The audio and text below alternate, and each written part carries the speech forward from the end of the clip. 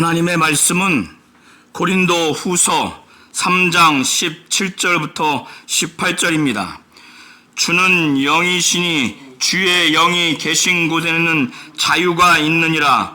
우리가 다 수건을 벗은 얼굴로 거울을 보는 것 같이 주의 영광을 보매 그와 같은 형상으로 변화하여 영광에서 영광에 이르니 곧 주의 영으로 말미암이니라. 아멘. 성령은 주의 영이십니다. 성령은 하나님의 영이세요. 하나님은 하나님의 영인 성령으로 역사하시고 성령으로 일하시는 분이십니다. 돌판에 새겨져서 받은 그 언약은 사람들로 하여금 생명을 주고자 하는 것이 본래의 그 기능임에도 불구하고, 그래서 시편 119편은 율법이 생명을 주는 법으로 묘사가 되어 있습니다. 그런데 인간이 연약하기 때문에 이 율법을 지킬 수 없기 때문에 이 율법은 선하고 의롭지만은 이 율법을 지킬 수 없는 인간에게 이 인간이 죄를 졌기 때문에 그 죄를 드러나게 하고 그 죄를 진 인간을 죄인이라고 정죄를 해서 결국 사망에 이르게 하는 법입니다. 그래서 율법을 사망의 법이라고 말하는 겁니다. 사도 바울은 11절까지 이렇게 돌판에 새긴 죽이게 하는 율법 조문의 직분도 영광이 있어서 모세가 시내산에서 내려와서 하나님으로부터 받은 그 두 돌판에 새겨진 십계명을 가지고 내려왔을 때 아론과 이스라엘의 그 지도자인 장로들이 두려워했어요. 그때 모세가 가까이 와서 오도록 했기 때문에 그들이 왔고, 나중에 이스라엘 민족도 그렇게 모세를 볼 수가 있었습니다. 그 죽이게 하는 율법 조문의 직분도 영광이 있어서 그 없어질 그 모세 얼굴에 있는 그 영광도 주목할 수가 없었던 거예요. 정죄하는 직분입니다. 이 모세가 받은 직분은. 이 율법은 사람을 죽이는 겁니다. 이것도 영광이 있었어요. 그런데 하물며 사도 바울은 자신이 받은 이 직분은 자신의 어떤 경험과 능력과 어떤 지식으로 곧 자기 안에서 만족할 만한 조건이 있어서 자기가 사도의 직분을 받은 것이 아니고, 하나님이 그 사도로서의 자격에 맞는 충분한 능력, 충분한 조건을 주셨다라고 그는 5절과 6절을 통해서 고백하고 있습니다. 그것은 율법 조문으로 하지 않았다는 거예요. 그는 새 언약의 일꾼 되기에 만족하게 하나님이 하셨는데, 그 만족하게 한 근원이 율법 조문으로 하지 않았다는 거예요. 율법 조문으로부터 사도 바울과 그 일행이 그것을 철저하게 순종하고 복종한 결과로, 사도 바울이 이만큼 했으니까 사도로서의 자격이 있다, 율법 조문으로 한 것이 아니라 오직 하나님의 영, 주의 영인 성령을 사도 바울에게 임하게 하셔서 아나니아가 안수에서 성령 충만하게 했습니다. 성령이 임했어요. 그 성령으로 말미암아 사도의 자격, 사도로서의 충분한 조건을 충족하도록 했다고 5절과 6절을 통해서 증거하고 있습니다. 그러면서 율법 조문으로 하지 아니하고 성령으로, 바로 오직 영으로 한 것은, 율법 조문은 사람을 가차없이 죄를 지면 정죄해서 죽이는 겁니다. 그런데 성령은 죄인이라 할지라도 예수의 그 피와 예수의 그 공로를 의지하기만 하면, 죄를 고백해서 예수만을 의지하면, 예수가 하나님이고 하나님의 아들이라고 하는 이 신분을 믿고 그의 공생의 사역을 믿고 그의 죽으시고 부활하시고 승천하시고 다시 오실 재림하시는 그 예수, 구원자이신 예수, 심판주이신 이 예수를 확실히 믿기만 한다면 성령은 그와 같은 자들을 살리는 겁니다. 그와 같은 자들에게 성령이 임하시는 겁니다. 사도 바울은 그것을 말하고 있는 거예요. 그래서 돌에 새긴 사람을 죽게 하는 율법 조문의 직분도 영광이 있어서 이스라엘 민족들이 그 모세의 얼굴에 사라질 영광도 조차도 두려워서 주목하지 못했고, 그가 받은 이 직분은 정죄의 직분이요, 결국에는 그 율법은 사람을 죽이게 하는 사망의 법이라는 겁니다. 사망의 법을 가르치는 이 정죄의 직분, 이 직분을 받은 자도 영광을 얻었다는 거예요. 그런데 하물며 성령의 직분은 더욱 영광이 있지 않겠느냐? 의의 직분은 영광이 더욱 넘친다는 거예요. 옛 언약, 그 율법에도 영광이 있었습니다. 이것이 영광되었던 것이 새 언약, 예수 그리스도의 복음, 이 안에는 더 큰 영광이 있어서 사도 바울은 영광되었던 것이 더 큰 영광으로 말미암아 이에 영광될 것이 없다는 겁니다.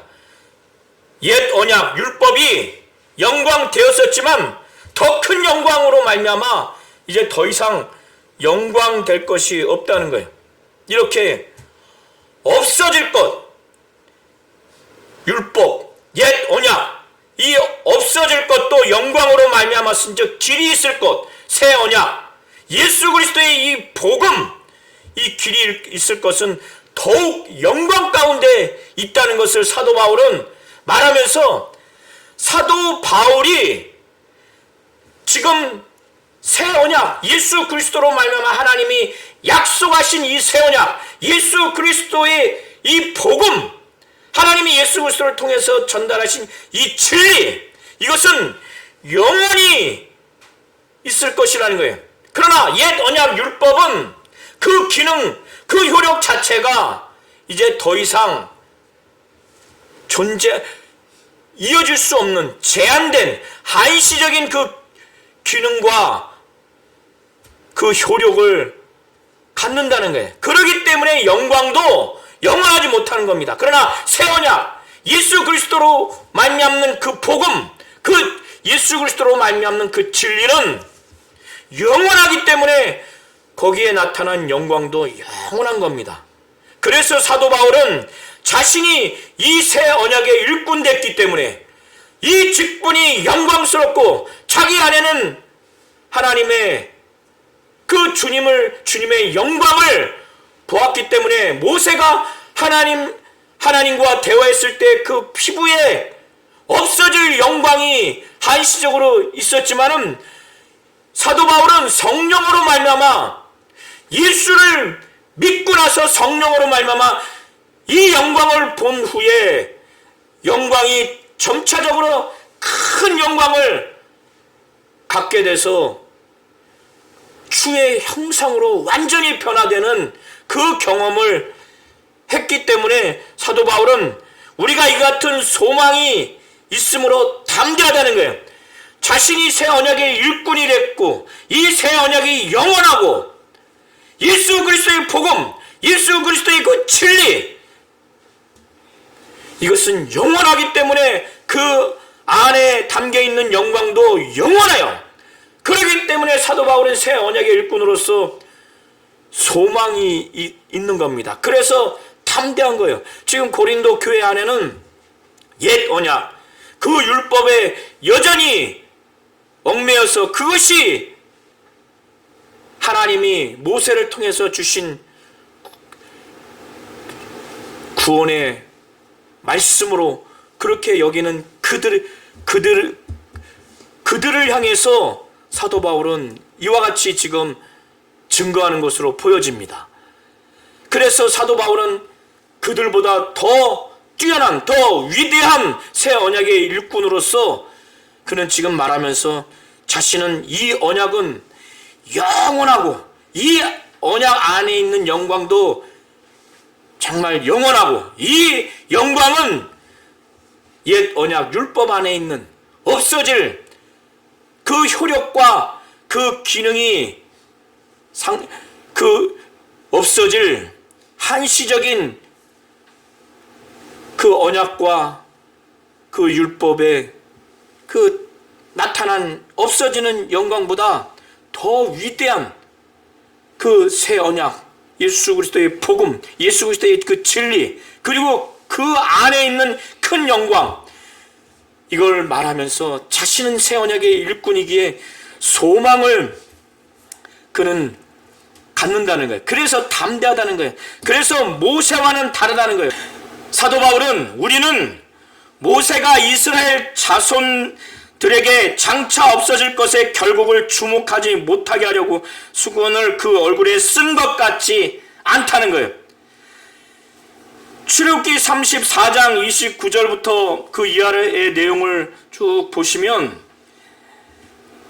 그 본문 안에서는 모세는 하나님과 대화를 하고 난 후에 두 돌판에 새겨진 십계명을 들고 내려왔을 때 아론과 이스라엘의 지도자인 장로들이 또 이스라엘 백성들이 그 영광 때문에 얼굴에 비치는 그 광채 때문에 두려워서 가까이 하지 못해서 그들을 위해서 수건을 썼다라고 기록하고 있는데 사도 바울은 그것을 예수 그리스도의 그 새 언약, 예수 그리스도의 그 복음, 예수 그리스도를 통해서 그거를 해석하기를 모세는 자기 그 피부에 나타난 그 영광, 그러나 이건 없어질 영광인데 이 영광이 없어지는 것을 이스라엘 백성들이 발견하지 않도록, 그렇게 되면 자기의 그 위엄,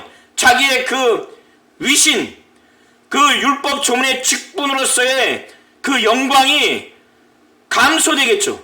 그걸 가리기 위해서 수건을 썼다는 거예요. 이것이 상징하는 것은 옛 언약이 곧 율법이 그 기능과 효력을 상실하는, 없어지는 그것을 의미하는 겁니다. 사도 바울은 이렇게 말하면서 자기들은 새 언약, 예수 그리스도의 이 복음은 영원하고 이 안에 담겨있는 영광은 크고 영원하기 때문에 소망이 있어서 담대하다는 거예요. 모세와는 다르다는 거예요. 감출 것도 없다고 지금 말하는 겁니다. 그렇기 때문에 모세가 수건을 가린 것은 없어질 영광이 발견될까봐, 그것이 실체가 드러날까봐 이것 때문에 가렸다고 하는 것인데, 이것이 상징하는 그 의미, 그 본질은 옛 언약 율법이 이제는 더 이상 효력을 상실했다고 하는, 한시적이라고 하는 것을 사도 바울은 말하려고 하는 거예요. 그렇기 때문에 모세 이후로 사도 바울이 이 고린도 후서 3장을 쓰기까지 이스라엘 백성들이 구약을 읽을 때 여전히 그들 가운데 수건이 벗어지지 않는다는 거예요. 벗겨지지 않는다는 거예요. 여전히 지금 모세의 글을 읽을 때, 구약을 읽을 때, 옛 언약을 읽을 때 마음에 수건이 덮여져 있다는 거예요. 이것은 여기서 말하는 그 수건이 상징하는 것은 무엇이냐면, 이들은 여전히 모세가 시내산에서 내려왔을 때 그 수건을 가리움으로 인해서 옛 언약이 아직도 효력이 있고 옛 언약이 하나님의 구원을 줄 수 있는 절대적인 말씀으로 이들은 여전히 생각하고 있는 겁니다. 그래서 새 언약, 하나님이 예수 그리스도를 통해서 약속하신 이 새 언약, 예수 그리스도의 복음, 예수 그리스도를 통해서 전달한 이 진리를 전혀 받아들이지 못하고 이 예수 그리스도를 통해서, 새 언약을 통해서, 예수 그리스도의 복음과 진리를 통해서 옛 언약, 율법을 제대로 해석하고 그 의미를 깨닫지 못하도록 지금 장벽의 역할을 하는, 또 이해하지 못하게 하는, 도무지 알지 못하게 하는 그 장벽, 몰리의 그 무지의 그 의미로서 지금 수건이 여전히 구약을 읽을 때 벗겨지지 않았고, 또 마음에 모세의 글을 읽을 때 마음의 수건이 그 마음을 덮었다라고 이렇게 은유적으로 말하는 겁니다. 그래서 예수 그리스도의 이 복음, 예수 그리스도를 통해서 하나님이 약속하신 이 새 언약을 확실히 믿고 완전히 구원받아서 하나님께 나아가려면 이 수건이 벗겨져야 되는데, 이것을 벗기게 할 수 있는 분은 예수뿐이라는 거예요. 그래서 사도 바울은 14절에 그 수건은 그리스도 안에서 없어질 것이다. 16절에 그러나 언제든지 주께로 돌아가면 그 수건이 벗겨지리라. 예수께 완전히 돌아가면 그 수건은 벗겨진다는 거예요. 예수 안에서 그 수건은 없어진다는 겁니다. 예수가 하나님이고 하나님의 아들이라는 것을 믿고 그의 공생의 사역을 믿고 그가 죽으시고 부활하시고 승천하시고 재림하실 것이라고 하는 것을 확실히 믿고 예수께로 가면, 그렇게 되면 이 수건, 바로 새 언약을 받아들이지 못하게 해서 하나님께로 나가지 못하게 하는 이 수건, 이 예수를 통해서 옛 언약, 그 율법의 의미가 뭔지, 하나님이 왜 율법을 주셨는지, 그리고 그 율법의 기능과 효력이 무엇인지 그걸 진정으로 알아서 새 언약으로, 그리고 예수로, 예수의 복음과 예수를 통한 진리를 완전히 깨달을 수 있도록 하는, 그것은 예수께 돌아가야 그것이 정말 완전히 이해가 되고 완전히 알게 되고 모든 장벽이 없어진다는 거예요. 이 수건의 의미가 이걸 알지 못하도록 무지하고 또 뭘 이해, 장벽의 그 의미가 바로 수건의 의미로 보시면 됩니다. 그래서 하나님께 나아가지 못하도록 하는 것이 이 수건의 의미예요. 이것은 주 안에서만 벗겨지는 것이고 주께로 돌아가야만 그 수건이 벗겨지는 겁니다. 그 수건은 그리스도 안에서만이 없어질 것이에요. 하나님이 영이듯이 예수도 영입니다. 그 본질이 영이에요. 삼위 하나님은 본질이 영이에요. 또 영적 존재입니다. 예수 안에서 이 수건이 벗겨질 겁니다. 예수께로 돌아가야 이 수건이 벗겨질 거예요. 그 예수는 영이세요. 하나님이 영이듯이 주는 영이세요. 주의 영, 바로 성령, 하나님의 영, 성령은 죄에서, 사망에서, 율법에서 우리를 완전히 해방시키는, 자유케 하시는 분이세요. 그래서 17절에 주는 영이시니 주의 영이 계신 곳에는 자유가 있다고 말하는 겁니다. 주의 영, 바로 성령이 계신 곳에는 자유가 있는 거예요. 예수를 믿고 성령 받게 되면 이 성령은 옛 언약과 새 언약의 관계를 완전히 알게 합니다. 율법, 이 생명의 성령의 법이 죄와 사망의 법에서 우리를 해방시키는 겁니다. 죄에서, 율법에서, 사망에서 우리를 완전히 해방시켜서 자유케 하는 존재가 바로 주의 영, 성령입니다. 사도 바울은 우리가 다 수건을 벗은 얼굴로, 우리가 수건을 벗고 거울을 보면 뚜렷이 볼 수 있죠. 그것처럼 주의 영광을 본다면, 예수 그리스도의 영광을 본다면, 사도 요한은 그 예수를 볼 때 아버지의 독생자의 영광을 그는 본 것으로 말합니다. 은혜와 진리가 충만하다고. 아멘. 사도 바울은 주의 영광을 본다면, 예수를 믿고 주의 영광을 본다면, 그 예수를 믿은 자에게 임하신 성령이 그 영광을 본 이 성도로 하여금 더 작은 영광에서 점점점 더 큰 영광에 이르도록 해서 결국에는 주님의 그 형상으로 완전히 변화하도록 성령, 곧 주의 영이 그렇게 한다는 거예요.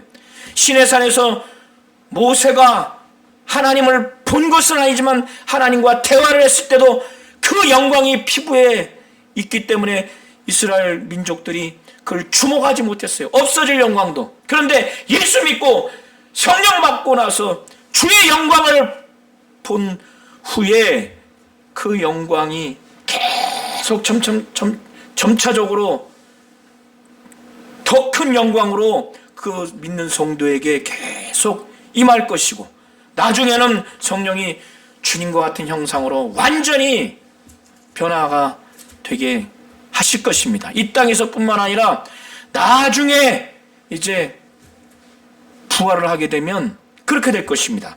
그래서 빌립보서 3장 21절에 사도 바울은 고백하기를, 그는 만물을 자기에게 복종하게 하실 수 있는 자의 역사로 우리의 낮은 몸을 자기 영광의 몸의 형체와 같이 변하게 하시리라, 이렇게 고백을 하고 있습니다. 하나님은 하나님의 영, 주의 영인 성령을 통해서 역사하시고 성령을 통해서 일하시는 분이십니다. 그래서 우리 모든 성도님들이 이걸 분명히 아셔서 주의 영, 하나님의 영이 바로 성령이고, 하나님은 성령으로 역사하시고 성령으로 일하시는 분이심을 분명히 아셔서 성령께 순종하고 복종하고, 성령이 하나님의 뜻을 정말 잘 알고 하나님의 사정을 통달하시고 하나님의 뜻을 잘 알고 우리를 위해서 탄식하며 기도하고 하나님의 뜻대로 기도하시는 그 성령이 우리 가운데 그의 뜻대로 은사와 열매를 나타내려고 할 때 우리 교회와 우리 성도와 가정에 막 나타나게 해 주시도록, 그리고 성령이 인도하시고 몰아가시도록, 예수를 광야에 몰아가듯이 막 몰아가 주시고 인도해 주시도록, 성령이 지시하시도록, 성령이 가르쳐 주시도록, 그래서 성령 충만하고 성령의 감동을 받아서 하나님이 성령으로 역사하시고 성령으로 일하시는 우리 교회요, 성도요, 가정이 되도록 그렇게 하시기를 예수의 이름으로 축원합니다.